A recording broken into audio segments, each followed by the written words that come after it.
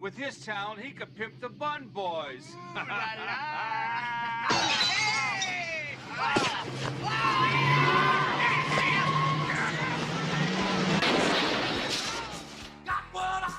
Pimps better slap their hoes, because this week we're doing 1982's Vice Squad, directed by Gary Sherman, starring Susan Hubley as Princess and Wings Hauser as Ramrod. I fucking love this movie, and part of the reason I love it, to be honest, mainly the reason I love it, is because it's so quotable. There's so many hilarious lines of dialogue.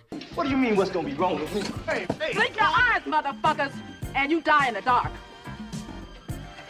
There's so many brilliant, over-the-top, wacky moments. Sometimes when you're supposed to be taking it seriously, like when Ramrod is grabbing a hooker and pulling through the window of a car and then driving off with her. And then sometimes scenes where I felt like it's really obvious that it's supposed to be stupid. Like, for instance, you have the two bumbling cops who spend most of the movie walking around with a ridiculous over-the-top bandage across his broken nose. Or a scene where our main hooker ends up in a full bridal gown for a rich and bizarre client. But I was kind of shocked because as I was looking into the background of this film more, at the time of its release, it was seen as really controversial, really hard-hitting, and really grounded in reality, which does make sense because we're pretty desensitized to seeing reality portrayed on television and movies. The whole hallmark of modern filmmaking and modern television is about authenticity. And at the time, this was probably a really shockingly realistic depiction of police work, pimps, prostitutes, violence, corruption with police, underhand tactics. So in a lot of ways, this film probably was pretty shocking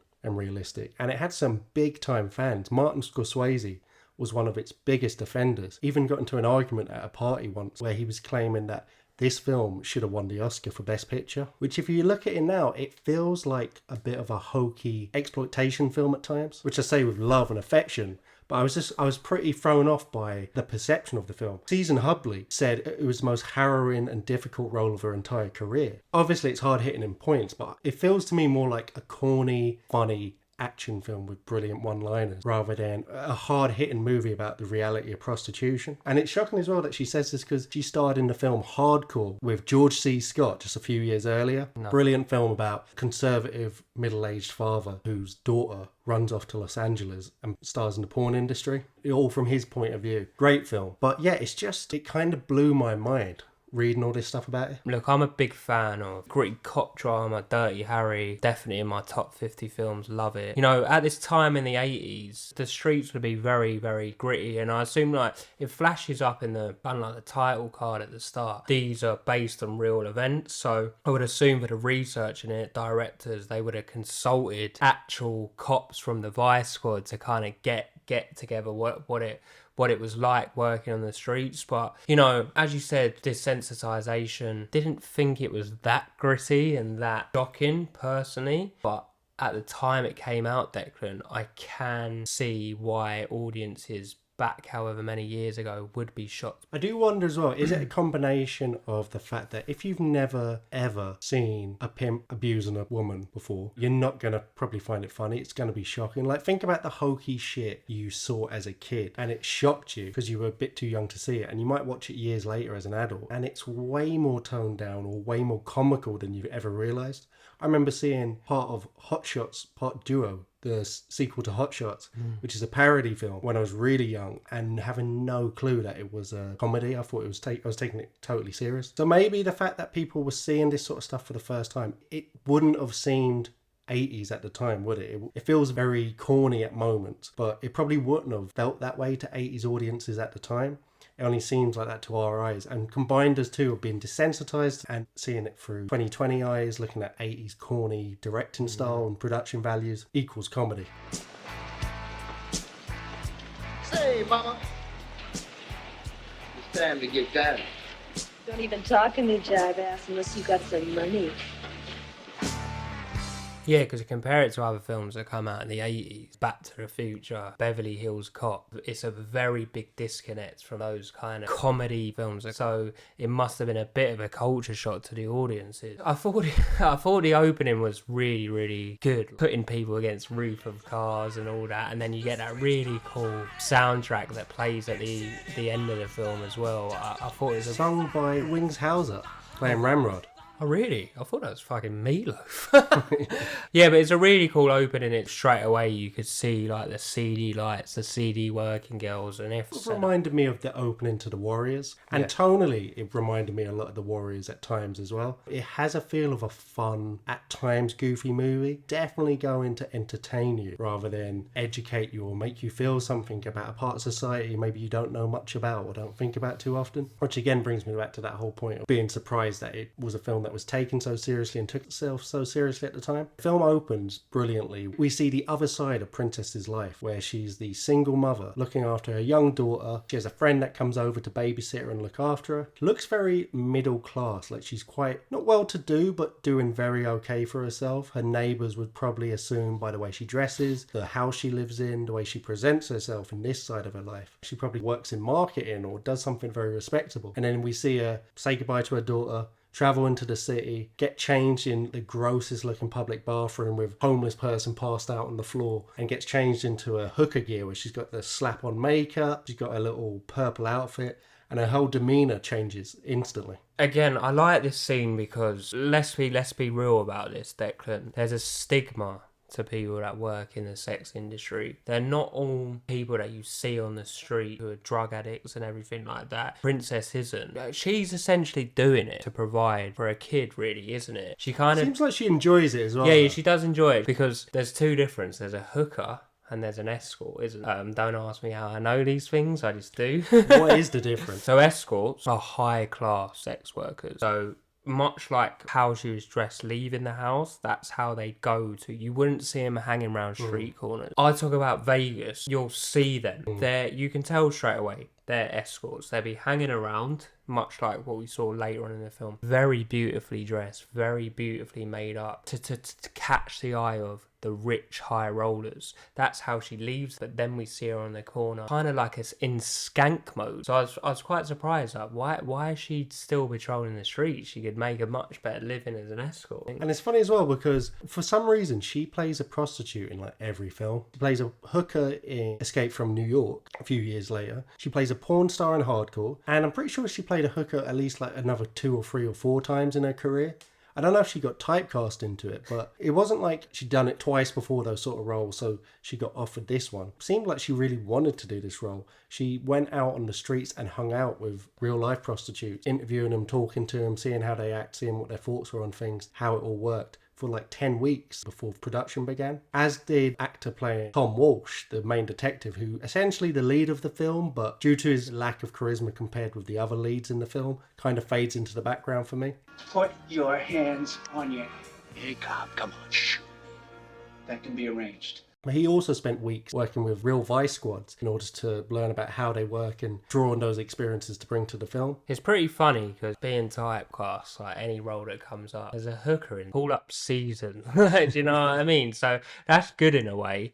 But it's weird again, you know, looking at films however long ago, would she be seen as a top, very good looking... Nah, I wouldn't say so. Oh, really? I don't know. I mean, I don't know, but she's not that good looking. She's right. I'm not a fan of the short hair, to be honest. Yeah, they have to make it to an extent of, you know, you're not going to have like supermodel level girls running around the streets. And they weren't as good as the makeup back then. Like Charlize Theron is gorgeous, but they knew how to ugly her up when she played that serial killer in that film. And they did a great job of it. Like she looked like shit. She looked like dog shit in that film.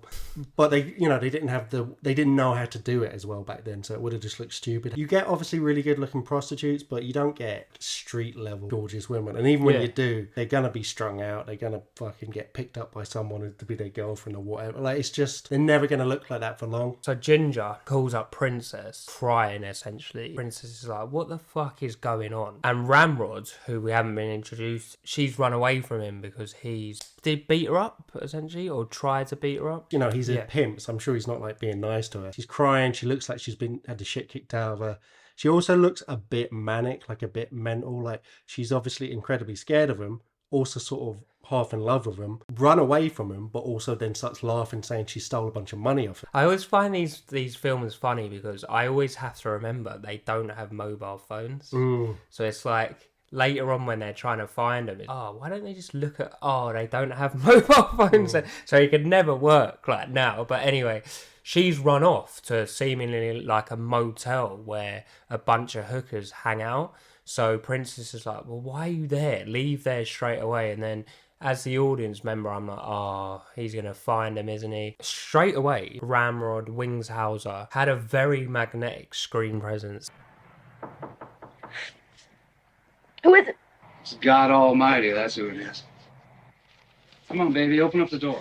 He's dressed like some sort of cowboy with his little blue, like, shirt tucked in. I was like, this guy looks like a force to be reckoned with. Then he knocks on the door. He looks charismatic, and then it turns out he is charismatic to a top level where Ginger is like, you're not gonna beat me up, are you, Ramrod? He's like, I love you, baby. All I want to do is give you the kind of love you want, what you need. Open the door, Ginger. You swear you ain't gonna hit me again? That's right. I love you, let me in. I just want to love you how you want it to be. He plays that pimp Mm.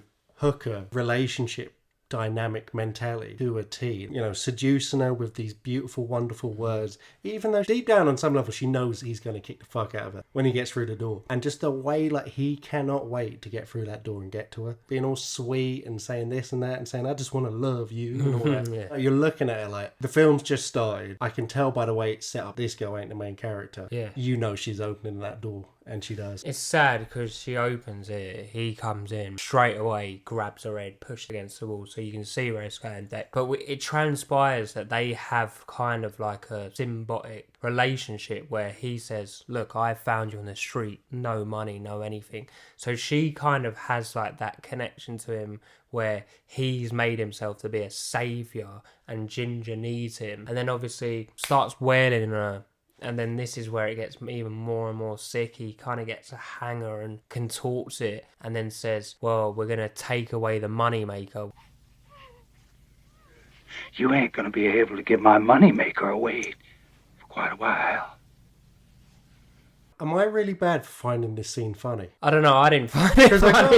It's not like I'm cracking up. Like, once he actually is beating her, I'm kind of like, oh. Yeah, that's bad. But the build up to it and the whole scene in general, like, not hilarious, like, look what's happening. But there's something, it's like that charming way a film makes you laugh. Like, you know, Over the Top, that film we did with Sylvester Stallone. It's nearly the same sort of way where I'm so into the performance by Wings Hauser and how over the top and how good he is playing this hunk of shit. Where are you going with this girl? Going to Don't hell, go with man. them. Going to hell. You're rotten. Rotten. You want to burn, huh? You want to burn? I'm the devil, baby. You know the way you don't laugh but you kind of smile? That sort of feeling. Like, that's how I watch this whole film. It's just so fucking full of such good lines and such fun performances. Like, none of these performances are things where, you know, fucking Mark Commode would go on about it and say it should win some award. But they're just fucking fun and it's great writing. All the actors are having fun with it and I just enjoy it. I just want to clarify as well, like, anecdote from just a couple of days ago that makes sense here. Me and my girlfriend were watching, we were doing our little Sunday night hangover day and we were like, what should we watch? For some reason right now we're in a bit of a period where we love courtroom thrillers. Nice. And we put on Time to Kill. If you've never seen it before, I have, obviously, because I've seen every fucking film because I'm a film nerd. I was going through the opening minutes and just feeling I was having and knowing that scene before, I was like, can we just fast forward the first 5 minutes and I'll tell you what happens? Because that rape scene from the beginning of that film. No, you can't do that though. I know, and especially as a film fan, that's so sacrilegious and pussy. But in my, like, I wasn't even that hungover, but I was like, I remember this rape scene from a kid. Yes. It is horrific. I don't want to watch it. But you have to. You have Because, to sit yeah, through it, well, that's a whole other argument, fair Yeah. enough. But that's how it was hitting me in the moment with that sort of film, because it's way more grounded, way more realistic, way more high quality level of acting. You know, just when something looks like it was filmed in the noughties or the 90s, there's something about the cameras and stuff where it just feels recent and more real. Does that make sense? Yeah. So it hits me that way. So it's not like the way the horrible stuff that's happening in this film hits me is just, it's funny. Like, it kind of cracks me up until the really horrific shit, like when he actually starts whipping her with the coat hanger and fucking her up, and what is talked about. Yeah. You know, like when we see her in the next scene where just before she dies, Detective Walsh is talking to her and trying to like get her to like say, was this Ramrod? What happened? Blah, blah, blah. And she's all fucked up and she's saying, I don't want to die. And then she does die. That's horrible. I felt terrible for her. But Ramrod is just such a good character. He's just out of his fucking mind. By the way, there's no good time, hangover or not, to watch that scene from a time to kill, man. That's what I mean. Even if he was in the best of moods, like you just won £1 million. Oh, I don't really. I'm just throwing that out there though. Yeah. Like, it's not, obviously it's not the topic. Yeah. But none of this shit is objectively funny, but the film is just fucking wacky. You talk about funny scene. Now, this scene of her dying, I just fucking burst out laughing. She died, like, yeah, in the context of it, she's dead. But the way it was acted, like, she's all beaten up, her eyes are shut. And the doctors come in and been like, you know, this is a prostitute. How did you work it out? They're having a throwaway conversation. And he comes up and says, who's done this to you? It's Ramrod. I know it's Ramrod. And she refuses to give up her lover and whatever. He's saying, well, what if you don't make it? And all of a sudden, like, fine, like, talking, moving her head, she just, goes, I don't want to die. And then all of a sudden, like, it cuts to the machine, beep. And I was like, right, what? Just in, like, 2 seconds, yeah? And I was like, it was comical. It was that thing where she had that feel of, must get out dialogue before I die. But she did, to be fair, the makeup was actually really well done. She looked like she'd had the shit kicked out of her. And she looked like she could die any second. Walsh seems to have some sort of connection with Ginger, because when she dies, he does get very upset. He's like, I'm gonna fucking get this guy. We see him and his partner, funny black guy with the little dreads who's been working on the Jamaican accent. Hi, officer. What can I do for you? Hey, man, you think I'm a cop? Just saying the word make me nervous. Hold on. Again, like, how serious is this film portraying itself with those sort of moments? You know what I mean? But anyway, we see him, like, they're undercover. They're always trying to catch out the punters or catch out the hookers. Which part of me thought, like, what is the point of that? Because I know we're coming from the modern perspective of prostitution is, like, it's not a crime. It's just not a crime. Like, wherever you think of it, forget that whole bullshit argument of, would you want your sister doing it? You know, it's none of my business. That's not why you make laws. Yeah. Like, it's not a crime selling sex. Like, the government shouldn't be involved. But anyway, it's kind of like, what are you trying to do here, Walsh? Why are you bringing these hookers in and trying to arrest them, and then the pimp's going to come and post bail or whatever? I don't get that. Like, what is the fair? Obviously, they're trying to get the pimps. They're the ones they really want. But I really liked this film set up this universe where there was this whole seedy underworld where there was punters going out, cruising around the streets, looking for hookers and streetwalkers, and they'd have their little, you know, dialogue dance where they can't quite admit it at first, but, you know, they check, do you know all the lingo and all the slang words for stuff? And there's some undercover cops, and Princess is savvy, so she immediately clocks Walsh, and she's like, get the fuck out of it. Like, I'm not falling for this. You want a real hot time? That's what I'm here for. Why don't you just go find yourself a nice little lady cop? Come on, sweetie. Do I look like a cop to you? Does a teddy bear have cotton balls? And there's the pimps who are at war with each other and fighting over different women. And there's the sugar pimps who are like the gay pimps who treat the women nice. There's the pimps like Ramrod who are fucking evil little cunts. There's the gay rent boys and male prostitutes. And, you know, we see it when we're back in the station and they're booking everyone in. And you see the hookers. There's the little runaway 15-year-old girl who's acting tough and crying a couple of scenes later. And the gay guy who's saying an excuse. And then someone starts laughing saying, you said that last week. And he just says, oh, fair enough, you got me. Yeah. And I just love the whole universe this film creates. It just makes, again, like, I think of this film, I think of fun. It gave me very much Tangerine vibes. You know, it's a serious subject. These people are in danger, but elements of it, of living that life, just funny shit happens to you. It is going to happen to you. You're going to get weirdos the come up to you. funniest shit. Yeah. Like, when you lead a wild, like the people who don't have funny shit is the boring cunts like you and me who live vanilla, normal lives. And, like, of course funny shit's going to happen to these people all day long. What made me laugh a lot about the film as well is the actual pick-up scenes where Princess would go up to the car window and it would be like a guy in a suit. What do you want? Half and half. Half and half is what slang for blowjob and fuck. It's funny because the police go through when he's inducting this green new recruit. Half and half means this. I'm testing you. Around the world, that's, fuck and suck. No, that's half and half. And then they say it all. Guy turns up like, I'll give you 100 for a golden shower. Oh no, I've just gone toilet. I can't do that. I've got a 6-pack as well. And like they get in their car like, it is, you're right. It's deliberately trying to be funny. There's no doubt about it. But was it trying to be funny, or was that a shocking thing of like, whoa, that goes on for Joe Public back in the day? And was that also a case of, you know, they'd worked with real Vice Squad members who said, yeah, that happens all the time. So they're like, oh, we got to fit that somewhere into the movie. It was definitely delivered in a comical way. The way I'm leaning towards is meant to be funny because the way that was delivered was funny. But how are you meant to have this conversation? Like, me to you, can I get a golden shower? Like, you can't. That was a horrible. Yeah, I know, but you can't deliver a line like that. The context of the conversation, I'm sorry, is just funny.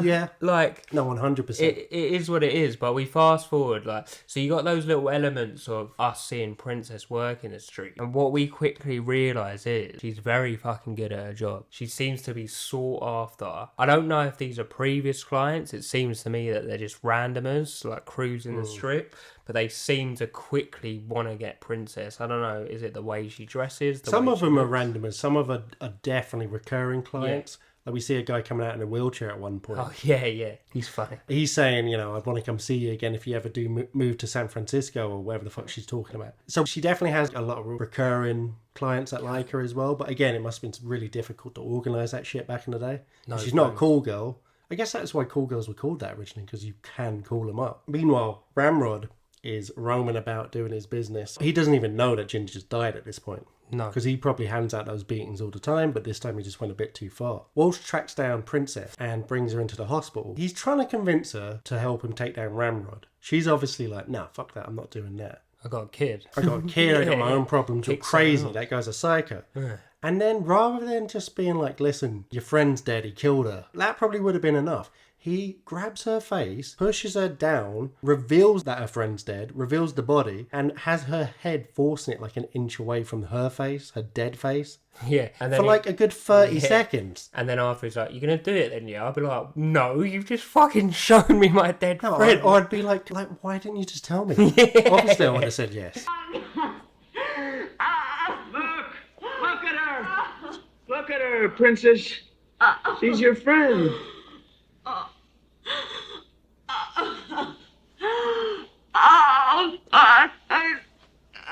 It's for effect though, isn't it? Oh my god, but it's so out of order. And it's breaking like loads of codes. You can't just fucking like, show people dead bodies. But it works because she's convinced. So she's going to go undercover, go with a wire, and go track down Ramrod. And I guess all you need to do is get him admitting he's a pimp on the recording. And apparently that's all they need. Yeah. Which I guess makes sense. I don't really know how it works. But anyway, like, is it illegal just to say I'm a pimp? Yeah, I don't really get that either. Because, like, at the end of the day, they know he's a pimp. But I guess they have to... Well, it's different to getting him admitting it. Yeah, they have to catch him being a pimp. That it's not like the FBI now will tap phones and shit. And I suppose he was also saying it to someone else. But anyway, so... Yeah. We get the premise. So Princess walks in to a club where I guess a lot of pimps and hoes hang out. And she goes out and basically just lingers around Ramrod and this other black pimp he's talking to. And it's so funny because Ramrod, it seems to be mostly a world of black pimps. Ramrod's one of the only white pimps we see. And he's definitely the one that stands out the most because he's main character, but also he's fucking wild. Like, you get the feeling that all the other pimps are a little bit scared of him, even the ones that are friendly with him. And he's just such a funny character because he spends the entire film doing fucked up shit. But not just acts of violence, but even his friends who are black, he seems to just constantly racially abuse. Even when he's trying to get him to help him with something, he's saying some sort of fucked up shit too. Come on, Roscoe, move it. Move your black ass. Get me out of this thing, will you? Let me tell you something, motherfucker. You don't talk that trappy shit to me. You hear? I'm sorry. I was trying to just clock who his vibe reminds me of. He's got a very much Ted Bundy vibe. When you hear about like Ted Bundy murdering, girls would be like, oh no, he was weird as fuck. He was acting weird as fuck. But his charisma was so magnetic. I just done it anyway. It's kind of like that. Because like girls were going with him and then like other girls were like, well, you know what he's like. Don't do it. But they just done it anyway. Like, I see like a real Gary Busey vibe. You feel sorry for him. You do get the feeling like he could put on different versions versions of himself. Like, if he meets just some absolute like chick who's probably been around the block, knows the score, he'll probably be very mean and aggressive from the get-go. If he meets like a little runaway who's all sweet and innocent, he'll probably be really sweet. Yeah. If he meets a standard woman who isn't from his world and he just wants to fuck her, he can probably be a very charismatic dude who's nice and whatever and just fuck her that way. And when he meets Princess, he brings on the, you know you're a hooker, you know I'm a pimp, you know how this game works kind of charm. Do you know what I mean? It's like in between all those ones I mentioned. You're doing all the talking, handsome man.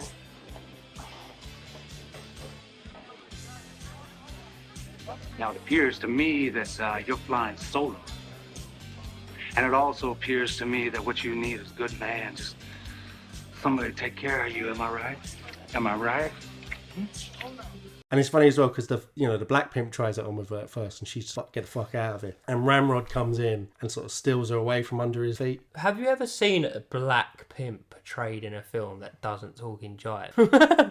Like, I guess it started in Superfly, but it just seems to have caught on from there that every single black pimp seems to talk in jive. Well, they probably did a bit. I mean, it's kind of like, it's always a bit weird when slang's portrayed in films because, it's just not usually done very well. Yeah. It's usually, especially when you're born in a different country, in a different era. Fuck knows if that was accurate. But maybe it was more accurate than you'd give it credit for. And also, you're forgetting how much it's a cycle of the slang starts creeping into popular culture, and then popular culture actually influences the real life slang, and it becomes like a cycle in that way. Do you know what I mean? So that's why Ramrod was also refreshing, because it was this big white crazy dude with a cowboy hat on. Yeah, and my next question is, how does the pimp hooker relationship work? Does the pimp just goes around scouring the street and then essentially fuck the hooker to see if they're a good fuck, and then says to him, I don't think they fuck him to see if they're a good fuck. I think they fuck him because it's like perks of the job. okay, cool, fuck him because it's perks of the job, and then they'll be like, I'll protect you from the other pimps or the street in general,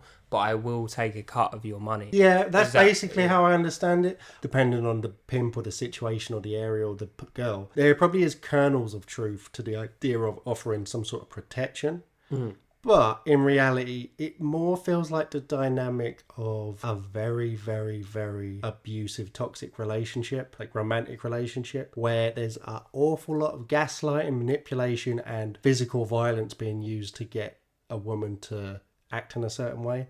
And then there's also the fact that she's bringing home the money. Because a lot of times in these situations, the girl's giving them pretty much all the money, virtually nothing in return. And they'll nearly, in a taken hostage, Stockholm Syndrome sort of way, view it as a relationship of sorts. You know what I mean? Yeah, and will they have like certain territories? So like this pimp's territory with that territory. And if you cross that pimp's territory, then you get fucked up. Like, yeah, I'm sure there is that. But I think also part of it is, a lot of them will just operate from brothels anyway.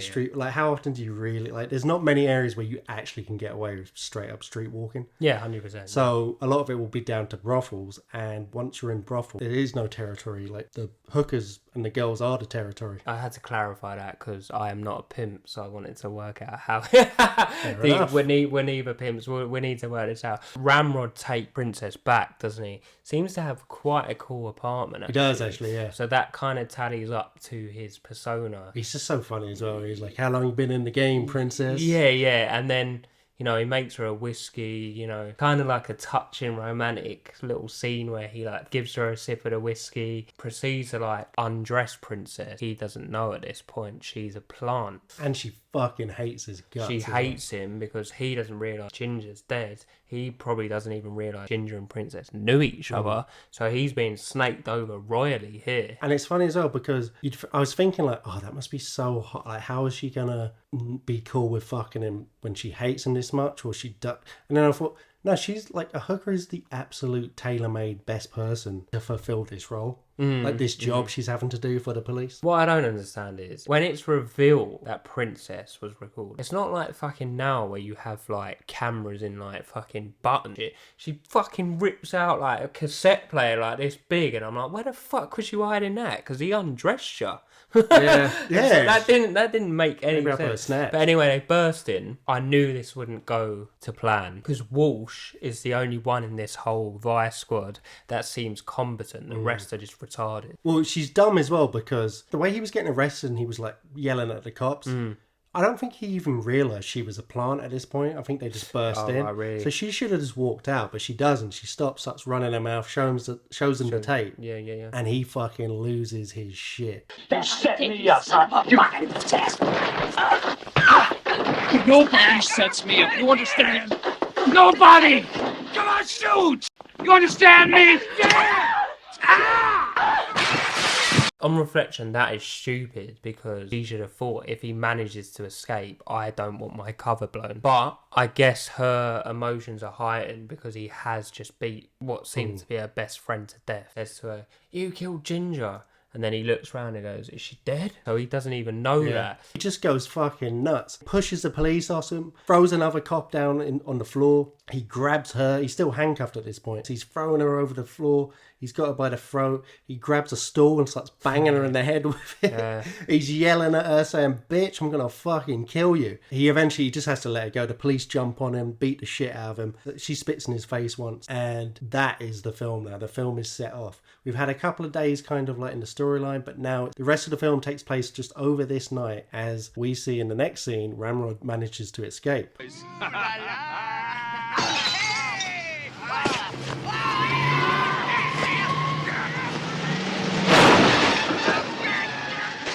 So when the dust has settled on that epic scrap in the apartment, Walsh and Princess have quite like a touching little moment where it seems like they're having like dinner already, and they're asking each other about each other's life, like, "You married?" And Walsh finally says, "I'm not married, but I've been divorced 3 times." You know, asking about Princess's daughter, and it's just quite a touching moment in the middle of a film that's been all carnage. And I like the way that this grounded it a little bit. It told us more about the characters that we're investing our time into. They're not just police or hookers, they're just normal people that just do those professions. So I liked it. Yeah, and they had that for each other as well, you know. He was kind of seeing her beyond just like a cheap hooker who's a pawn he can use in order to get to Ramrod. You know, he's seen her as a person and about a thing, and he can't believe she's going out working again tonight, and he tries to offer her money, but she laughs it off. She's like, "I make more money than you do, don't worry about me." And she sees him, oh, he's not just a fucking pig who's going to arrest me and make my life hell. He's not a dick. He's got good intentions. Yeah, and then that little element you said is key. There's, "I'm going back to work tonight," because then we cut to Beavis and fucking Butthead car driving about, you know, smoking. Ramrod's in the back. There's no like cage and separation. He's just in the back seat. They know that he's just murdered someone. So like, why are you transporting him in a car? Anyway, by the by, it's a film. Who cares? He kicks one of them in the back of the head. They crash the car. He wrestles and manages to run off. And these two bumbling idiots just look at each other and go, "Oh, Walsh is going to kill us." And I'm just sitting there thinking, you know, you just let an actual murderer just escape. So it's not going to show Ramrod going to like prison and going through the justice system and then being like, "We've locked him up, guys, big success." The film then evolves into an epic game of cat and mouse between him trying to find Princess, Walsh trying to find Ramrod and bring him to justice. So epic game of cat and mouse. Knowing, and she's even being chased as well. Yeah. And it's brilliant because it nearly turns into like a fucking slasher film where Ramrod is Jason Voorhees, unstoppable killing pimp machine who's just walking around town, fucking up everyone. He's so pissed, and all he wants, he doesn't care about his future. He doesn't care about the fact that cops are after him. All he wants is to get his hands on Princess and fucking kill her. Well, I reckon Ramrod could do it. Ramrod's done it with his bare hands, hasn't he? But he wants a gun. So he goes and sees seemingly like... Well, first of all, don't you remember he goes and sees Roscoe, the mechanic. He's going to pick up a car, but also to get his handcuffs off. And he's literally got a hacksaw cutting through his things, and he's still like, even when he's trying to get help, he starts like calling him a black bastard and racially abusing him, talking shit to him. And Roscoe's like the only guy in the film who immediately is like, "Don't fuck with me. You got your hands cuffed and I'll fucking cut your head off." So he gets it off. He's wanting to get a car and he goes to get in the Eldorado. And he's like, "You only give me 500. You're not getting a fucking Eldorado." And not that one. The blue Ford. 500 don't get you no Eldorado. The lines in this film, the delivery and the dialogue in this film is just so fucking good. Everyone in this film is a perfect character actor. The entire cast, if you ask any of them Like, do a Swedish accent or play a guy from the 17th century, they'd be awful. But if you get them just to be themselves, they are fucking brilliant. Like, they're just charismatic. It's the kind of cast where Tarantino would randomly pluck someone and revive their career in a major role, even though they were only even like one of the minor roles in this film. Do you know what I mean? They're just fucking entertaining. So Ramrod, free of his shackles, both physically and hypothetically, really, he gets in the car. Mainly physically. That's a silly example.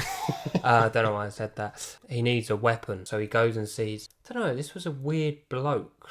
I think it was like the gay prostitutes, I guess, because there's like a Village People convention hanging around outside when he pulls up. So he goes in. What makes me laugh? He looks like a punk, like a very weird punk. But I don't know, what did he look like? He looked like what David Carradine would be wearing when the hotel cleaner found him in that room.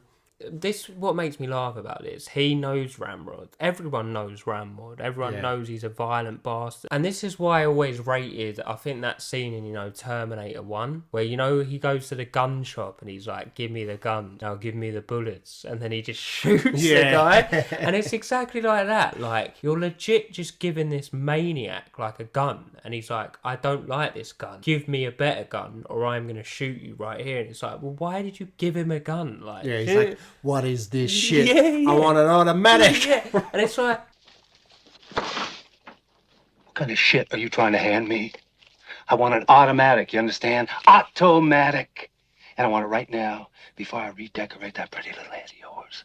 give him the gun, but say, I'm not giving you any bullet. You go and get the bullet somewhere else. So. Yeah, but there's definitely like a pre-existing relationship with these two guys, and the relationship isn't best mates. Definitely, like everyone else in the world who meets him, he thinks Ramrod's a fucking asshole. But he's also, you know, he does business with him. He's selling him a gun. But then again, like, Ramrod is unpredictable and mental in this movie. He is reckless, so you never know. So we're seeing all this, but then what the film does well is it also shows us the perspective of Princess, who's just going about her business. It's unknown that she's in a terrible amount of danger. She kind of meets this guy who is like the weirdest, saddest looking nerd, who's got like no hair, like one wisp of hair, and she's saying like, what do you actually want? And then he's like, to suck your toes. And like, for fuck's sake, like, what made me laugh, she was like, I'll just go and wash them. And he was like, no. He's like, no, that won't be them. necessary. I like the sweat. And I was like, oh, you sick fucker. Like,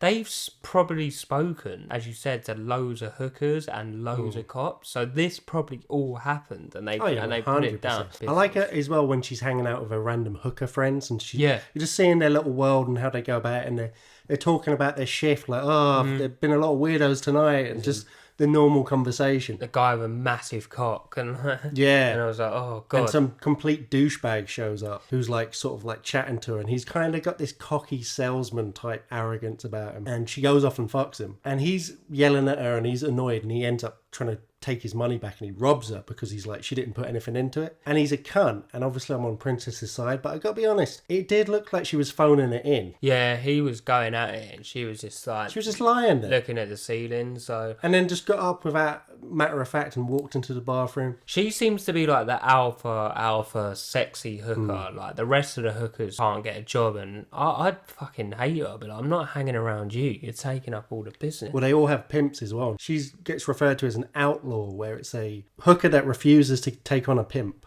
Good for her. Good for her. So she's 100% profit. Now, she's moving at the speed of light between jobs. She's going from place to place, and we're seeing the police perspective. Not necessarily Walsh's, but we're back to the bumbling idiots, aren't we? Doesn't anything scare you? Yeah, man, all the time. Why do you think I have those goddamn nightmares every night? Those are just dreams. Plain, everyday, ordinary dreams. What's her name? So, like, they're all going around hearing on the radio, where are you now? We've heard reports she's in this area. And this scene where the two bumbling Beavers and Buttheads go to a motel and they say, is Princess here? And they says, no, she refuses to give her up, doesn't she? So they're all like fucking annoyed. I love this lady working in the hotel. Yeah. And a little inexplicably like random Asian kung fu master friend she's got with her. Yeah. As she's playing chess or something with. But it's just, again, like the line delivery is just perfect. Miss Crookshank, do me a favor and give me some clean sheets, will you? Her Royal Highness thinks this is the fucking Plaza Hotel. Whose movie's it one? The delivery and the line is so concise and so perfect, and they just sporadically, these brilliant lines just jump out at you throughout this film. There's another set of police officer partners, the black woman and random white guy. They're like the competent duo who are actually giving Walsh some help. They're going around, they investigate, they speak to the black pimp in the club, get some information that Ramrod's out and he's looking for her and he might be here. And the two knuckleheads are fucking everything up.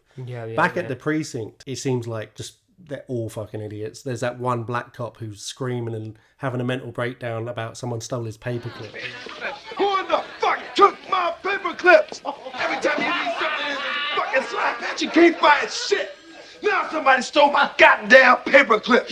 Those were my paperclips. My paperclips. Maybe it's time for Mace to be put out to pasture. But there is a couple of good cops in amongst them who are actually getting shit done. I didn't feel at any point that these are scenes just for the sake of it. They all did contribute to the film. It's one of those films where even when it's a throwaway moment, there's something interesting going on. It's funny, it's interesting. If there's a throwaway filler scenes of just showing Princess going about her life as a prostitute in between Ramrod looking for her, they're all interesting and funny scenes. But there is that underlying dread of that he is going to find her at some point in it. And he's getting more and more violent as he's going along. Like when he gets some information that she used to have a pimp when she first came to the city, a sugar pimp, he shows up at his house, beats the shit out of him, kicks him in the balls, and then cuts his balls off. I'm assuming kills him as well by doing that, or at least leaves him traumatized. So after getting a tip-off from the sugar pimp, he heads and finds Coco, who's working the street. Drives over, he Ramrod sort of beckons her over and starts chatting to her. He's chatting to her all nice. She obviously doesn't recognise him or know him. And then he pulls her into the car, has her legs hanging out of the window, and drives along with her, beating the shit out of her. Ends up throwing her into a pile of rubbish in a random alleyway with the shit kicked out of her half dead, and drives off. Now he's got some information from her that she's at this hotel. Before the police can get there, Ramrod's on his way. We see at one point she speaks to the lady at the front desk. Someone's been asking for her. He's outside. We're assuming it's going to be Ramrod. But it turns out to be this rich English butler guy. Yeah, this was very strange. Who takes her off in a limousine back to this big country estate sort of rich guy's house and goes upstairs. They get her to dress as a bride and she goes into another room where the old rich guy is pretending he's in a casket at a funeral in a coffin, and I don't know what the fuck was going to happen or how this was going to get sexual, but she apparently was not told not to speak. But she does speak, and the guy goes from pretending to be dead to being like a whining little bitch, saying she ruined everything. Storms out. Then the English butler guy's trying to pick her up and trying to get a number for the next night. I talked about just then about the scenes contributing. This is one where I just didn't really understand the point of it in any single way. Well, again, it was another one where I was like, how serious was this supposed to be getting taken when you were making it? But then again, it feels so, in what is a grounded film with loads of research, it's so wacky and off-kilter that it must have been based on a real account from either a hooker or a detective. I don't get it, because the guy was meant to be dead. Anyway, we can talk. We'll be stuck on where it. does the fucking happen in that weird scenario? I don't understand that. By the time the police get there, Ramrod's already been thrown there and kicked the fuck out of everyone. But we don't actually see him doing it, do we? We just see the police's perspective of him going, there's stuff all over the floor, and then this is when we see mad karate Chinese friend for some reason. Why didn't he do that to Ramrod? That's a very good point. That's a really good point. He starts for some reason fucking up the police officers, doing all this mad karate kid matrix shit, throwing them. He's an old man throwing them about the boneheads, and it's like, well, why didn't you do it to Ramrod? Because then they could have just arrested him. Yeah, and also when people respected critics and Martin Scorsese were coming out being like, this film was, reality and harsh and should have won the Oscar. Where does that scene fit into the rest of it? Don't get me wrong, I fucking love it. It's brilliant. That's when I'm like, sure, how grounded and realistic could this have been at the time?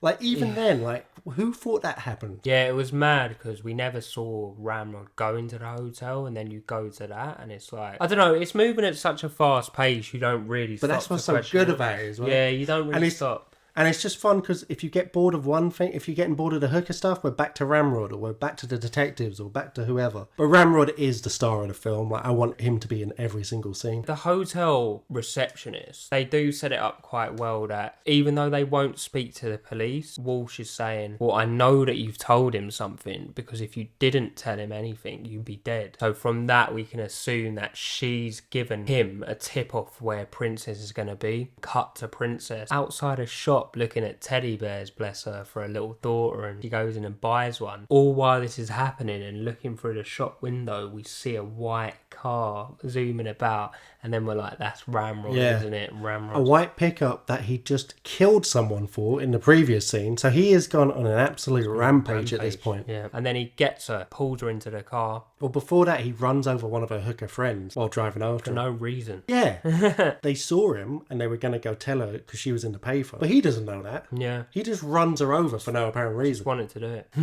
Bastards. So then he kidnaps her, don't he, Declan, and seemingly takes him to some sort of warehouse sex torture dungeon. Yeah. And the police get a tip off of where he is, and then all of a sudden it goes into this really cool intercutting to him tying her down, beating her up, undressing him, getting his favourite instrument, a hanger, and like he loves whipping it's the full circle again. We're on Princess. Well, you seem to fucking love Ramrod, by the way. I do. I'm not gonna lie. He's fucking I don't know, brilliant. Man. You probably were like killer. You want him to survive, but I didn't want him to kill her. I did want him to survive and get like 8 sequels. yeah. But I was like, quick, Walsh, get there, man, save him. With this, it always takes them ages. They're always like running around and walkie-talkies. Oh, he's getting closer to killing her. And it's like that Austin Powers thing of like, just shoot her. Like, but he's like doing this whole monologue of like, if you think I fucked up Ginger Patty, you just wait and see what happens. Ain't nothing to to what I'm gonna do to you. And then it's all the time where it's intercut into the police like running about doing stuff, and it's like, come on, man. It's getting to the crescendo, isn't it, Declan? And they're all outside, all ready to strike, and just as he's about to beat her up, she manages to get a bat that was seemingly like laying about for some reason and hit him and run off. But again, you know that he's going to find her again, because she's not just going to run out of the building. He finds her again and really starts wailing her. Come on, Walsh, come on, get there. So the police, bang, kick down the door. Free! Hold it, motherfucker!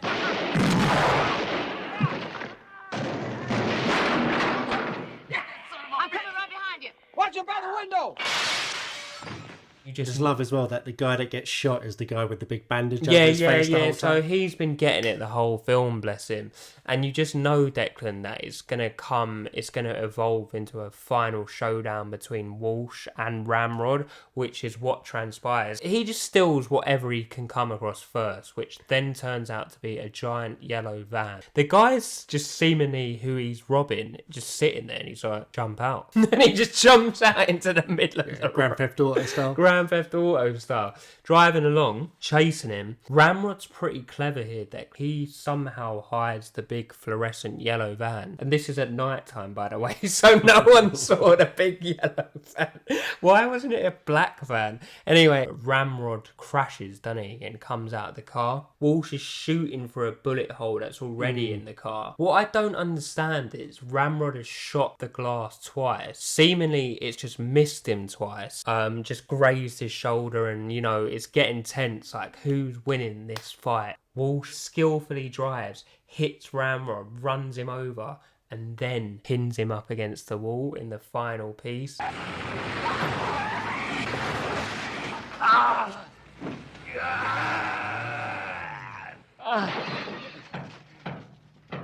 And it's like this thing of the gun's there, Ramrod's gun's there, and he's reaching for it. You're seeing his hand. Walsh is just waiting for him, because he can't just, he's pinned against the car. He can't just shoot him. Oh, in the execute head. him. Yeah, you can't just execute him, but he's waiting. He knows Ramrod's done all this. By this point, he doesn't care about his life. He just wants to be taken out in a blaze of glory. Raises the gun up, a lot like Dirty Harry again. But then he just goes, shoots him straight in the head. Poor Ramrod. Poor Ramrod. Declan's idol is no more.